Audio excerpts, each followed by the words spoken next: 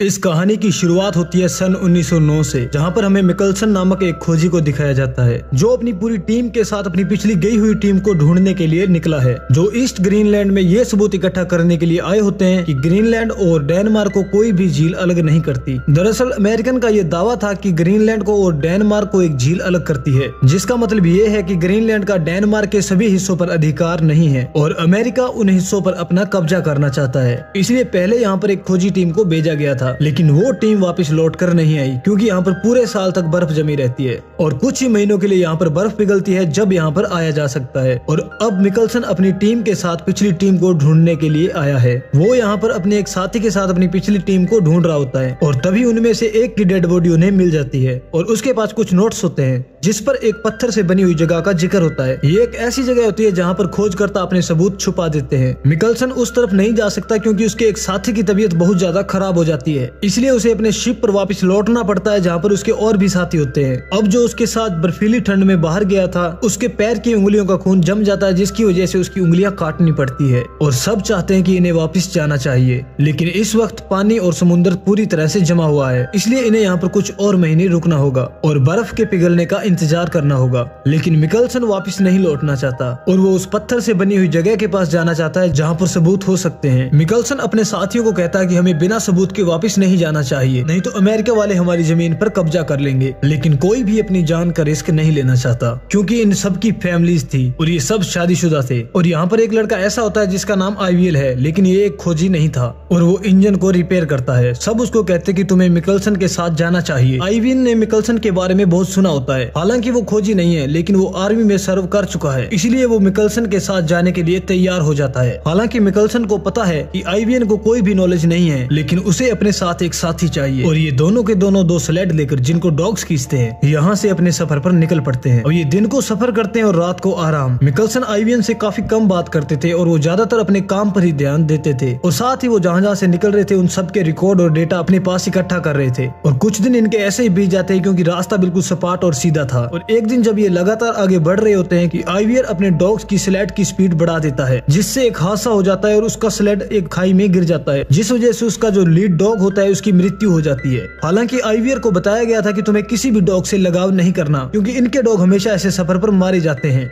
और आईवीएल को उस डॉग से लगाव हो गया था, इसलिए उसे बहुत दुख होता है। साथ ही इन दोनों ने 2 हफ्तों का अपना राशन भी खो दिया होता है। मिकल्सन को इस बात से बहुत गुस्सा आता है, लेकिन अब वो कुछ नहीं कर सकता क्योंकि आईवीएल के अलावा कोई भी उसके साथ आना नहीं चाहता था, इसलिए मिकल्सन को आईवीएल के साथ ही आगे बढ़ना पड़ता है। ये लगातार सफर करने के बाद एक नदी तक पहुंच जाते हैं और इसके बाद ये आगे जाते हैं। आईवीएल मिकल्सन से पूछता है कि आप इतना खतरनाक काम क्यों करते हैं जहां आपको अकेले इस तरह के इलाकों में रहना पड़ता है। अगर हमें यहाँ पर कुछ हो गया तो हमें कोई देखने वाला भी नहीं मिलेगा। हालांकि आईवीएल को नहीं पता कि ये साबित करना कितना जरूरी है कि डेनमार्क और ग्रीनलैंड को कोई भी नदी अलग नहीं करती, क्योंकि अगर ये साबित नहीं कर पाए तो अमेरिका इनके बहुत सारे इलाकों पर अपना कब्जा कर लेगा। मिकल्सन आईवीएल के सवाल पर उसी से सवाल करता है कि तुम मैकेनिक का काम क्यों करते हो। आईवीएल मिकल्सन से कहता है कि मैं इस काम में अच्छा हूँ, तो मिकल्सन भी आईवीएल से कहता है कि मैं भी इस काम में अच्छा हूँ, इसलिए मैं ये काम करता हूँ और मुझे इस काम को करने में मजा आता है। एक रात को जब ये बैठे होते हैं तो आईवीएल एक फोटो को देख रहा होता है जिसमें बहुत सारी लड़कियां होती है जिसके बारे में आईवीएल को कुछ भी नहीं पता, और उसने सब लड़कियों के अपनी इमेजिनेशन से कुछ न कुछ नाम रख दिए होते हैं। और ये फोटो वो मिकल्सन को भी दिखाता है और उससे पूछता है कि आप इनमें से किस लड़की को चुनोगे।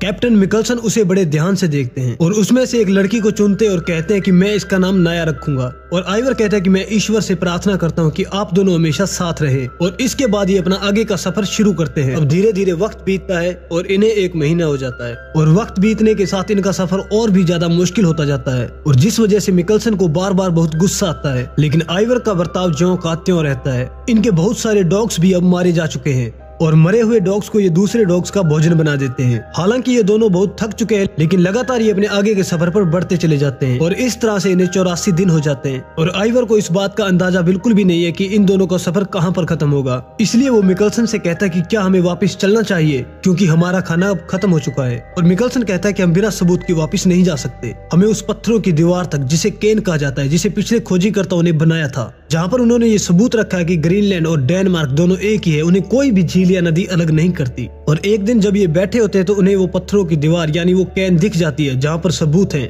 जिसे देखकर ये बहुत खुश होते हैं। ये दौड़ते हुए उस तक जाते हैं और इसके अंदर इन्हें वो नक्शा मिल जाता है जो पिछले खोजीकर्ताओं ने बनाया था। साथ ही इन्हें एक लेटर भी मिलता है जिसमें ये लिखा होता है कि आगे तक हम गए थे, अंत तक हमने देखा, लेकिन हमें वहाँ पर कोई भी झील या नदी नहीं मिली जो डेनमार्क और ग्रीनलैंड को अलग करती हो। यहाँ पर पिछले खोजीकर्ताओं ने कुछ खाने की चीजें भी रखी होती है और ये दोनों के दोनों सबूत पाकर बहुत ज्यादा खुश हो जाते हैं क्योंकि यहाँ तक आने का इनका जो मकसद था अब वो पूरा हो चुका है। क्योंकि पिछले खोजियों ने जो इनसे 3 साल पहले यहाँ पर आए थे उन्होंने यहाँ पर कैन बनाकर सबूत इसलिए छोड़ दिए थे क्योंकि उन्हें पता था कि अब वो यहाँ से जिंदा वापस नहीं जा सकते, क्योंकि अगर उन्हें यहाँ पर कोई ढूंढने के लिए आए तो वो उन सबूत तक पहुँच सके और उसे वो सबूत मिल जाए। हालांकि इनका खाना खत्म हो चुका था लेकिन अब इन्हें यहाँ पर कुछ खाने की चीजें मिल जाती है जिन्हें खाने के बाद अब ये वापस अपने लोगों की तरफ बढ़ चलते हैं। लेकिन इन्हें अगस्त तक वापस पहुँचना होगा क्योंकि मिकल्सन ने अपनी टीम से अपनी क्रू से कहा था कि अगर हम अगस्त तक वापस ना लौटे तो तुम यहाँ से चले जाना। अब ये लगातार अपने सफर पर आगे बढ़ते चले जाते हैं जहाँ पर इनके डॉग भी कुछ मर जाते हैं और एक दिन ये इनके मांस के टुकड़े को खाते हैं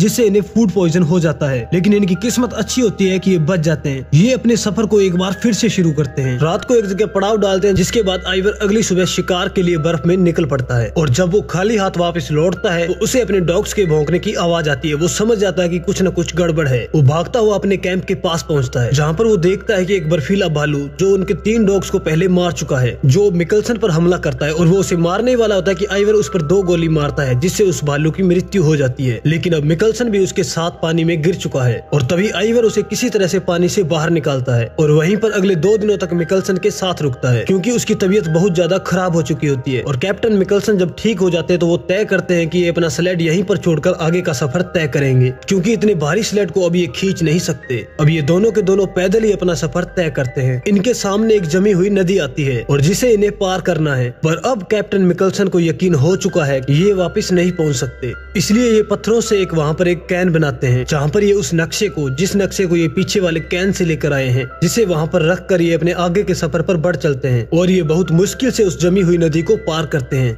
और इन्हें अब अपने सफर पर पूरे 184 दिन हो चुके हैं। अब ये लगातार आगे बढ़ते चले जाते हैं कि तभी इन्हें अपने शिप का एक टॉप दिखता है जिसे देखकर ये काफी खुश हो जाते हैं और साथ ही अपने साथियों को आवाज लगाते हैं। लेकिन इन्हें कोई भी जवाब नहीं मिलता क्योंकि अब सब के सब वापस जा चुके हैं और जिस जहाज का टॉप इन्होंने देखा था और उसी की लकड़ी से इनके साथियों ने इनके लिए एक कैबिन बनाया होता है जिसके अंदर इनका 1 साल का राशन भी रखा होता है।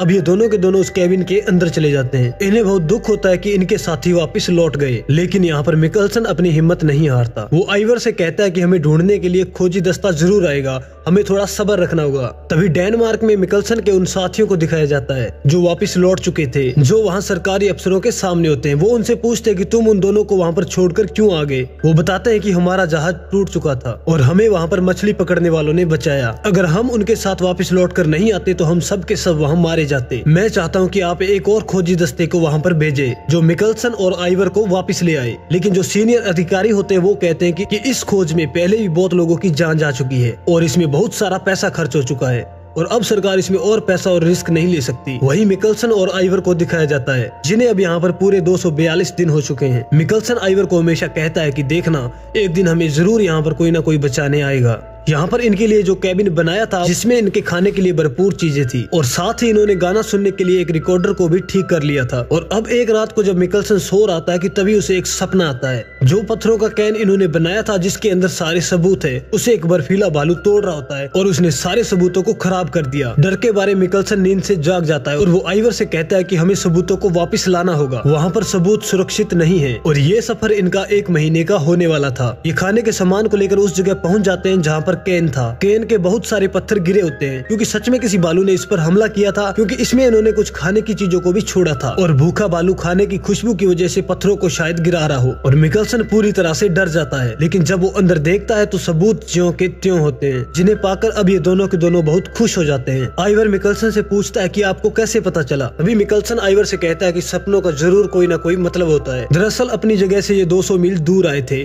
और अब इन्हें वापस जल्द से जल्द वहाँ पर पहुँचना होगा। हालांकि हालांकि उस जगह से निकलने से पहले आइवर ने कहा था कि हमें यहाँ से निकलने से पहले यहाँ पर कोई सबूत छोड़ देना चाहिए कि हम दोनों जिंदा हैं। लेकिन कैप्टन मिकल्सन ने उसकी बात नहीं मानी और कहा था कि हम बहुत जल्दी वापस लौट जाएंगे। और अब जब ये वापस लौटते हैं तो बर्फ पहले ही पिघल चुकी होती है और यहाँ पर इन्हें ढूंढने के लिए एक खोजी दस्ता आया था, लेकिन उन्हें यहाँ पर कोई नहीं मिला, जिसकी वजह से उन्होंने समझ लिया कि ये दोनों के दोनों मारे जा चुके हैं। और जिसका मतलब ये है कि अब इन्हें वापस लेने के लिए यहाँ पर कोई नहीं आएगा। और आइवर इस बात से पूरी तरह से टूट जाता है। साथ ही में मिकल्सन को भी गुस्सा आता है और उसे एहसास होता है कि उसे यहाँ पर कोई ना कोई नोट्स छोड़ के जाना चाहिए था, क्योंकि अब धीरे धीरे इनका खाना भी अब पूरी तरह से खत्म हो रहा है। इसलिए मिकल्सन की यहाँ पर दिमागी हालत धीरे धीरे खराब होना शुरू हो जाती है और उसे हर तरफ वो लड़की दिखती है जिसे आइवर ने उसे एक फोटो में दिखाया था और जिसका नाम उसने नाया रखा था, और वो नाया से बात करता रहता है। और अब इन्हें यहाँ पर पूरे 3 साल होने वाले हैं। और वहीं हमें डेनमार्क में दिखाया जाता है जहाँ पर मिकल्सन का एक दोस्त होता है जिसने पहले भी इनके लिए मदद भिजवाई होती है। वो एक बार फिर अपने सीनियर अधिकारी के पास जाता है और कहता है कि मुझे पूरा यकीन है कि मिकल्सन और आइवर दोनों के दोनों जिंदा हैं, क्योंकि जब उन्हें ढूंढने के लिए मदद भेजी गई थी तो उन्हें उस केबिन के अंदर खाने पीने के झूठे बर्तन मिले थे, जिससे साबित होता है कि वो दोनों के दोनों जिंदा हैं और उनके पास सबूत है और हमें उन्हें लेने के लिए एक बार फिर से जाना चाहिए। लेकिन उसकी रिक्वेस्ट को पूरी तरह से खारिज कर दिया जाता है। वहीं पर हमें दिखाया जाता है कि मिकल्सन और आइवर दोनों के दोनों पूरी तरह से थक चुके हैं और इन दोनों की उम्मीद अब पूरी तरह से टूट चुकी है, क्योंकि आज इन्हें यहाँ पर पूरे 3 साल बीत चुके हैं और कोई भी इन्हें लेने के लिए नहीं आया। और एक दिन आइवर मिकल्सन से कहता है कि मैंने उस फोटो वाली लड़की को यानी नाया को अपने सपनों में देखा, जिस बात से मिकल्सन को बहुत गुस्सा आता है और वो उस पर हमला कर देता है। और हमले में वो उस पर गोली भी चला देता है, जिससे इनकी एक गोली खराब हो जाती है, जिससे अब इनके पास 2 गोलियों में से अब एक ही गोली बचती है। हालांकि आइवर की तरफ गोली जरूर चलाई थी, लेकिन वो उसके पास से गुजर जाती है, उसे नहीं लगती। अब आइवर कैप्टन मिकल्सन को समझाता है और ये दोनों के दोनों अपने कैबिन में वापस चले जाते हैं। और अगली सुबह इनका कोई दरवाजा नॉक करता है। इनको एहसास होता है कि बाहर कोई है और ये समझ जाते हैं कि बाहर जरूर कोई बर्फीला भालू है जो इन पर हमला करना चाहता है और इन्हें मारना चाहता है। ये अपनी बंदूक जिसमें एक ही गोली है उसे लेकर तैनात हो जाते हैं और दरवाजा खोलते हैं। और इससे पहले कि ये गोली चलाते हैं कि वो देखते हैं कि कुछ लोग जो इन्हें वापस लेने के लिए आए हुए होते हैं और वो पानी के शिप से इन्हें वापस ले जाते हैं। और डेनमार्क पहुंचने के बाद ये अपने सारे सबूत उस सीनियर ऑफिसर को दे देते हैं, जिससे ये साबित हो जाता है कि डेनमार्क और ग्रीनलैंड दोनों एक ही है। इन्हें कोई भी नदी या कोई भी झील अलग नहीं करती। और जिसका मतलब ये है कि अब अमेरिका इनके किसी भी हिस्से पर कब्जा नहीं कर सकता, क्योंकि इनके पास सबूत है। ये दोनों के दोनों बहुत फेमस हो जाते हैं क्योंकि इन्होंने ऐसा काम किया है जो शायद ही कोई कर पाता। यहाँ पर कैप्टन मिकल्सन से वो फोटो वाली लड़की भी मिलने आती है जिसका नाम उसने नाया रखा था। दरअसल कैप्टन मिकल्सन इसे पहले से जानता था। ये दोनों एक दूसरे से प्यार करते थे और इस बारे में आइवर को कुछ भी नहीं पता था। और अब आइवर को समझ में आ जाता है कि जब उसने कैप्टन मिकल्सन को कहा था कि नाया उसके सपनों में आई थी तो क्यों उन्होंने इस पर गोली चलाई थी और क्यों वो अपना आपा खो बैठे थे। और 1 साल बाद मिकल्सन नाया से शादी कर लेते हैं और मिकल्सन और आइवर जिंदगी भर दोनों दोस्त बन के रहते हैं। और आइवर ने दोबारा उस बर्फीली जगह पर जिसे आर्टिक कहा जाता है वहाँ पर दोबारा कभी भी कदम नहीं रखा। और अंत में इन दोनों के असली फोटो को भी दिखाया जाता है जिनसे हमें इनके असली चेहरे दिखते हैं। और इसी के साथ ये सच्ची कहानी जिसका नाम है अगेंस्ट द आइस वो यहीं पर खत्म हो जाती है।